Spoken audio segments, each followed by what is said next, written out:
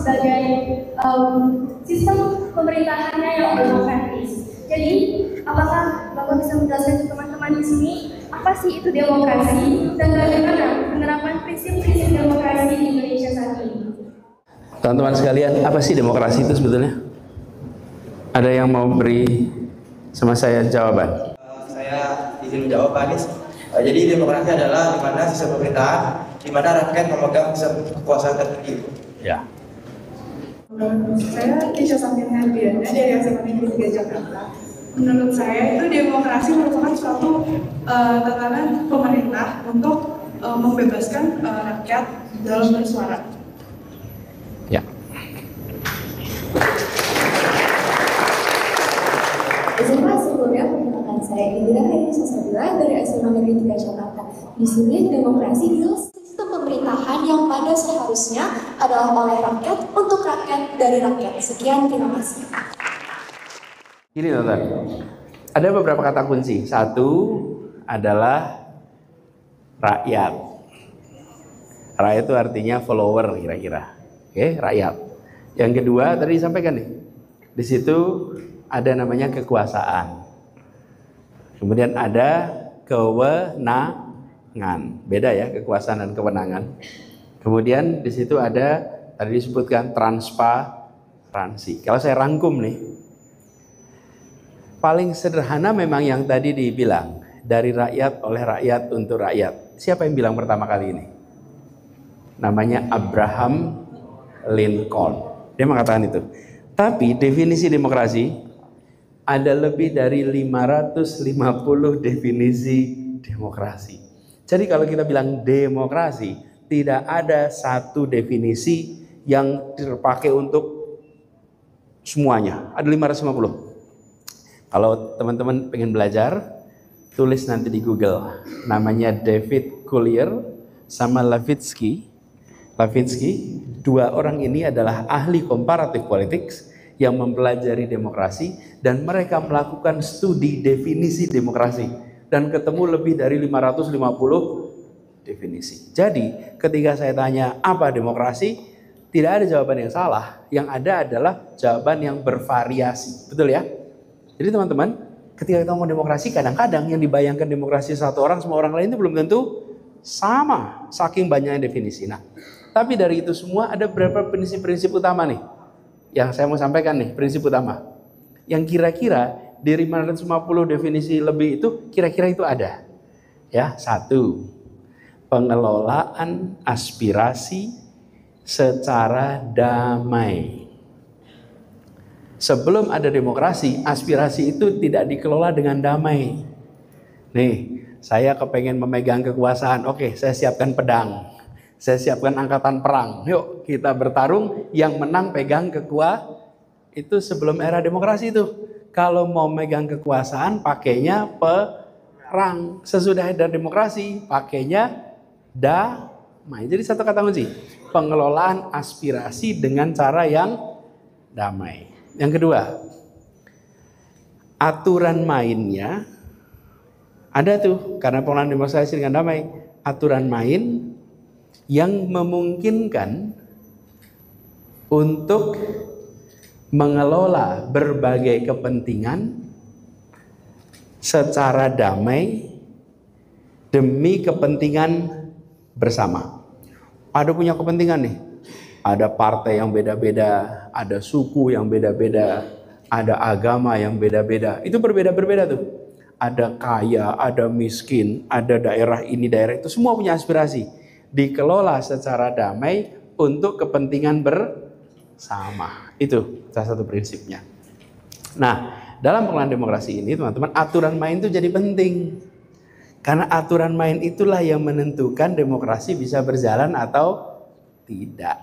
Nah, kadang-kadang kita melihat demokrasinya seperti mampet.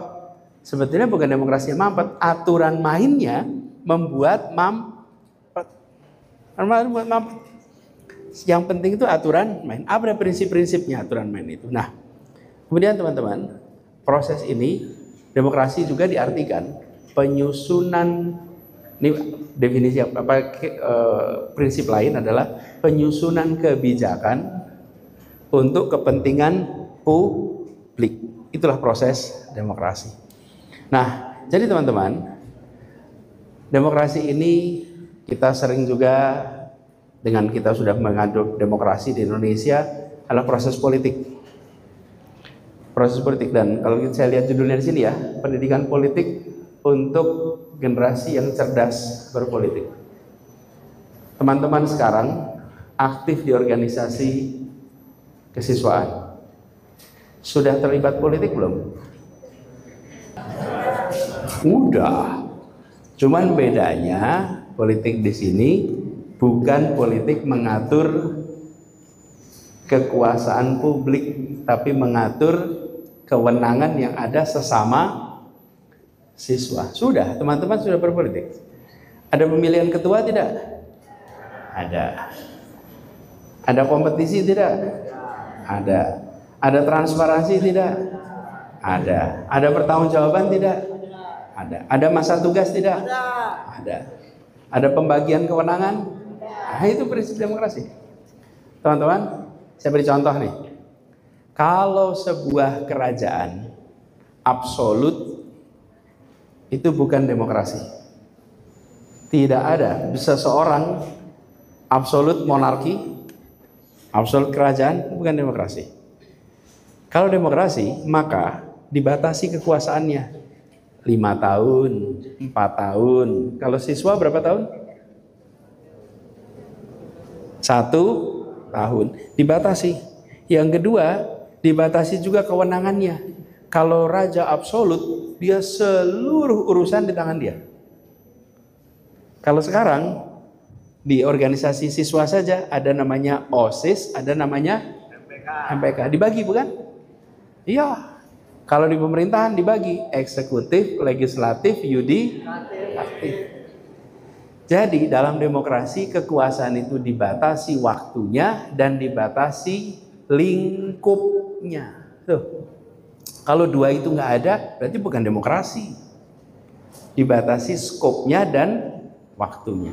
Jadi teman-teman, kita alhamdulillah Indonesia sudah 25 tahun lebih punya demokrasi. Berjalan demokrasi. Nah, tanggung jawab kita adalah membuat proses politik itu berjalan lebih baik, lebih berkualitas. Nah, belajar berdemokrasi itu sama juga belajar memimpin.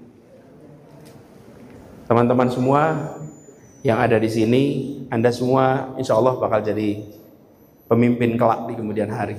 Pertanyaan buat kita semua di sini, teman-teman, untuk menumbuhkan kepemimpinan. Karena proses yang ada sekarang, MPK, OSIS, ada yang OSIS nggak di sini? Ada juga OSIS. OSIS, MPK, OSIS, itu semuanya adalah penumbuhan kepemimpinan yang nanti menjadi stok untuk demokrasi. Perlu tidak anak muda peduli demokrasi? Perlu. Kenapa perlu peduli? Ada yang mau jawab? Di atas kesempatannya Pak Anies dari MPK dan pemerintah, menurut saya kenapa anak muda harus berdemokrasi? Karena ya kita kan yang akan meneruskan negara. Jadi dan demokrasi ini bukan hal yang bisa kita tiba-tiba tahu. Jadi dan mulai demokrasi dari awal itu sama dengan kita membangun experience dan juga supaya kita bisa mendapatkan skill yang diperlukan nanti menjadi pemimpin yang bisa inklusif, efektif dan juga untuk rakyat kepada rakyat. Namanya siapa? Rehan. Rehan. Tepuk tangan buat Rehan. Ini bagus. Yang disampaikan Rehan itu benar. Ada dua sebabnya. Satu, karena teman-teman masih muda. Tadi dibilang Anda akan menjadi seseorang besok. Oke? Jadi ini proses persiapan. Yang kedua, Anda muda, bagian dari masyarakat. Sekarang saja, teman-teman sudah terdampak belum sih sama keputusan politik? Sudah terdampak belum? Apa misalnya? Apa? Pendidikan. Kenapa pendidikan? Kurikulum itu keputusan politik, bukan? Iya, biaya sekolah, kurikulum, alokasi anggaran untuk pendidikan, itu semua keputusan politik. Jadi, teman-teman semua, setuju sekali Anda aktif berpolitik. Kenapa? Karena Anda punya dua peran. Hari ini sebagai anak muda yang terdampak, dan masa depan karena Anda nantinya akan menjadi orang-orang yang mengambil keputusan. Dua peran itu, kenapa itu menjadi relevan? Nah, sekarang teman-teman sekalian, untuk bisa menumbuhkan peran ke depan, peran masa depan, dua-duanya harus dimainkan nih. Anda harus peduli dengan lingkungan yang ada sekarang. Harus peduli dengan keputusan-keputusan politik yang ada sekarang. Mengikuti pembicaraan di dalam perdebatan-perdebatan politik. Ikuti itu. Dan bagi teman-teman semua, perlu kesempatan untuk dialog-dialog dengan pelaku-pelaku proses politik. Dari situ teman-teman akan banyak mendapatkan akumulasi pengalaman orang.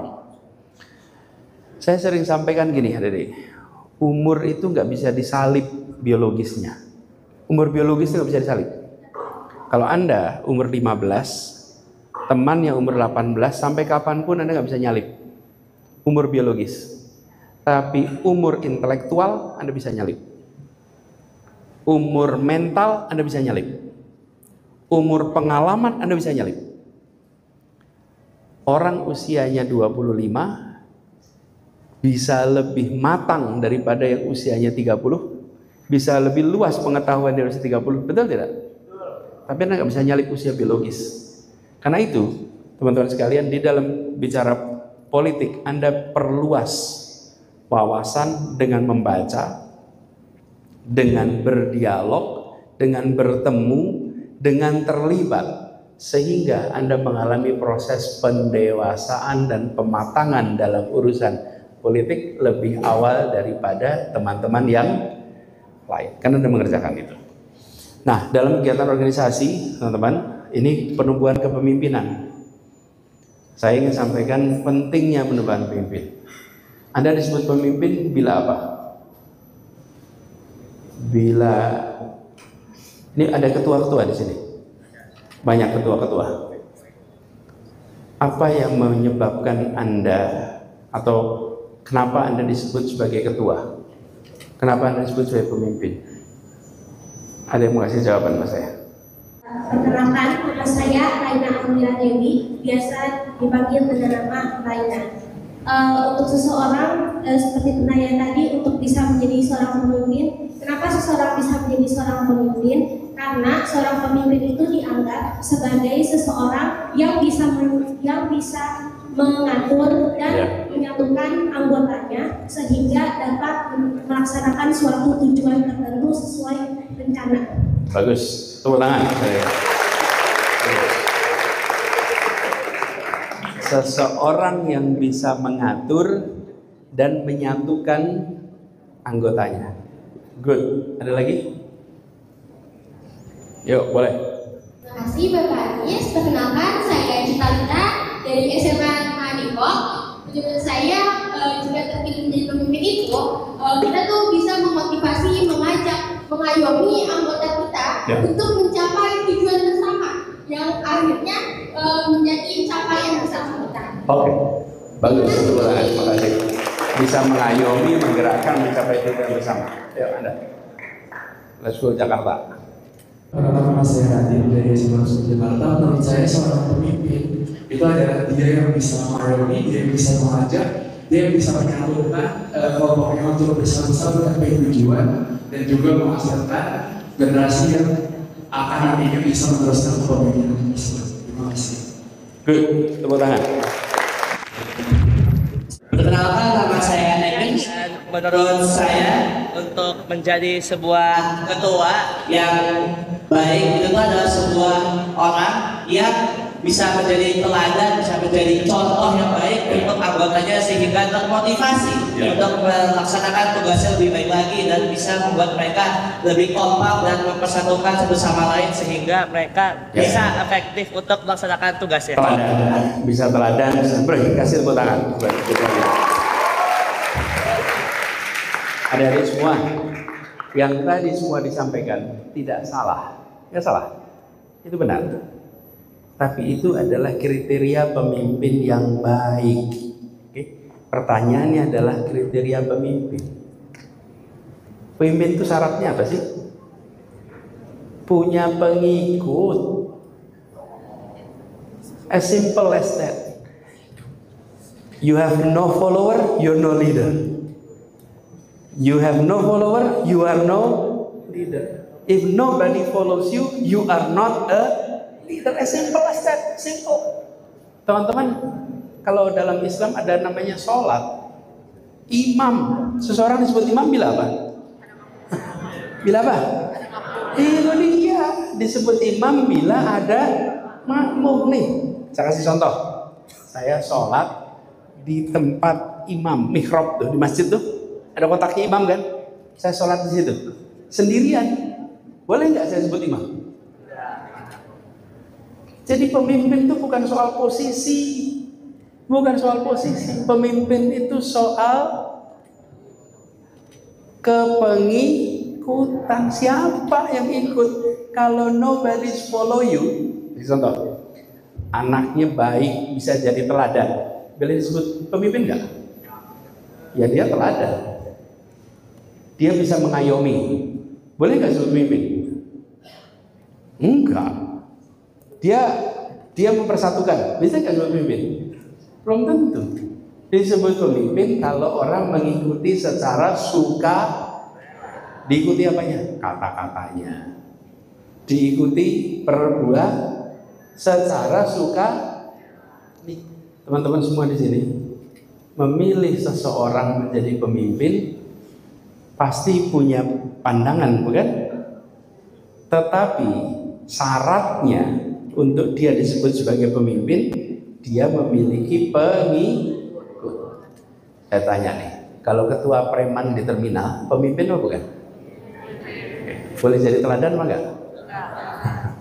Tapi pemimpin kan? Iya. Nah, kita harus bisa membedakan pemimpin yang baik, yang perlu ditiru, dan pemimpin yang tidak baik, yang jangan semuanya pemimpin.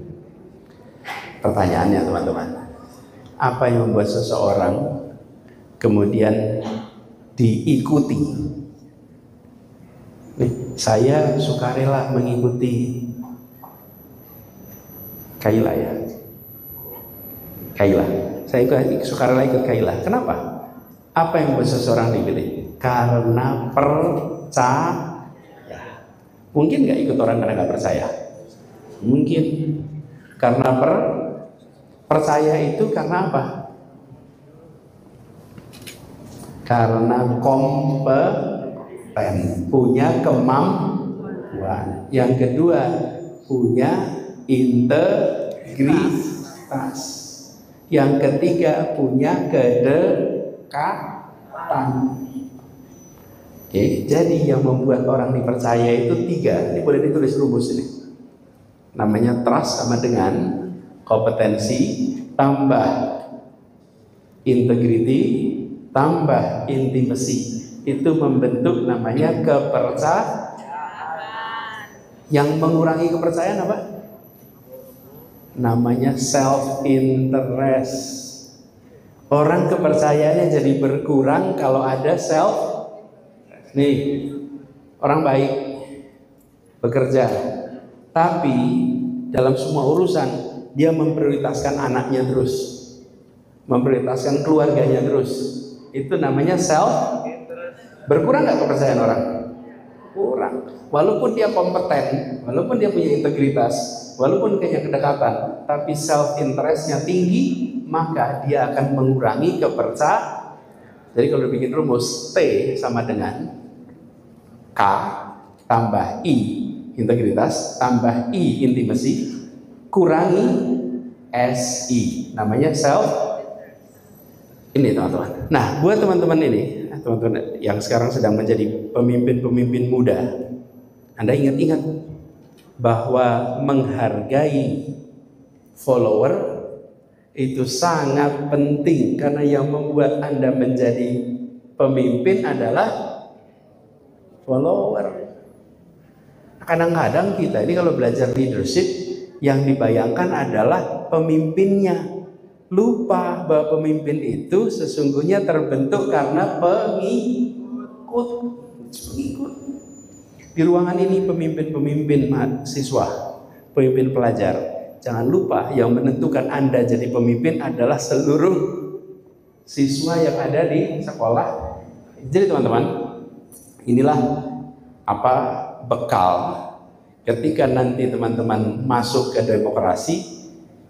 Ingat, seseorang menjadi pemimpin karena pengikut. Jadi kalau sudah dipilih menjadi ketua, pikirkan nasib pengikutnya. Siapa itu? Rakyat. Itulah proses demokrasi. Dan kenapa seseorang dipilih? Karena dipercaya. Prinsip-prinsip dasar ini teman-teman yang perlu kita pegang dalam perjalanan ke depan. Dan dalam proses politik, dalam proses demokrasi, teman-teman akan ketemu dengan berbagai macam karakter orang, yang itu semua dijadikan sebagai pembelajaran.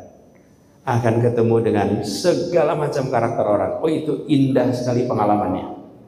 Karena teman-teman aktif di situ akan ketemu dengan segala macam karakter yang itu akan membuat teman-teman kaya pengalamannya. Indonesia sudah punya demokrasi, dan demokrasi kita masih punya banyak tantangan karena aturan-aturan main dalam demokrasi yang menentukan kualitas demo. Ingat nggak tahun lalu pernah ada rencana mengubah umur? Kalau umur capres sudah diganti.